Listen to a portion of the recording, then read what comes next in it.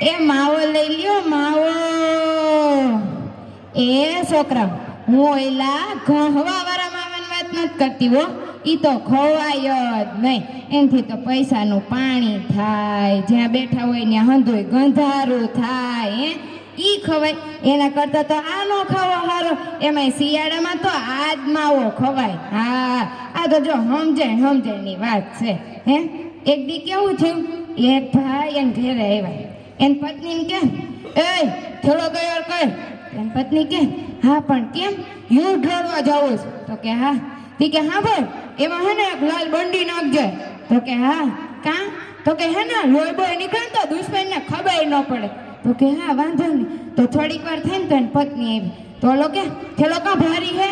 ઈ કે એમાં એક લાલ બંડીએ નાખી ને પીળું ધોતિયોય નાખ્યું. તો જો સમજાણું ને નોટાણ દાંત આવે.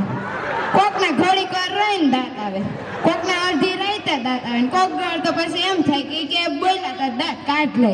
હે, હા જો બીજી સમજણની વાત. અમારી બાજુમાં ચિંટુ રીએ. તે ચિંટુ બિચારો બહુ ભોળો. તે એક દી બધા મહેમાન બેઠા હતા. તે ચિંટુ બેઠો. તેને પપ્પા હે ને પંખામાં ઓઇલ કરતા હતા. તે ચિંટુ પૂછ્યું, પપ્પા આ પંખામાં કેમ ઓઇલ કરો? તેને પપ્પાએ એમ કીધું કે જો બેટા, આમાંથી કીચુડ અવાજ આવતો હોય ને એ બંધ થઈ જાય એટલે. તો ચિંટુને મૂળ વાત એને યાદ રહી ગઈ કે અવાજ આવતો હોય તેલ નાખો, અવાજ બંધ થઈ જાય.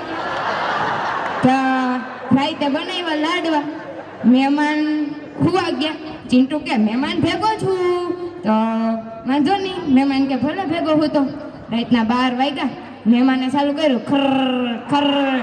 ચિંટુ તરત ઊભો થયો, લઈ આવ્યો તેલની શીશી, મહેમાનના નાકમાં નાખ્યા તેલના 2 ટીપા.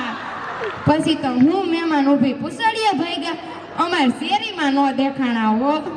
આ તો જો આપણે અહીંયા એટલી મજા કરીએ, કયુંના કાર્યક્રમ માણીએ. હે, ઈ હું કામે? આપણો દેશ આઝાદ થયો એની પાછળ એટલા ક્રાંતિકારી હતા. તૈયાને અટાણ સૈનિકો છે એ આપણે એટલી મજા કરીએ ને અટાણે ત્યાં ટાઈટ હોય, તડકો હોય તો ઊભા રહીએ છે. એટલે એકવાર એના હાટું જોરદાર તાલીઓ પાડી દો. હાલો,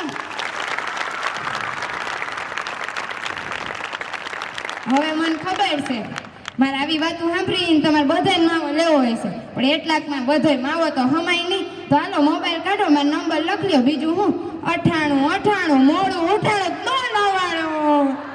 એ હાલો આવજો.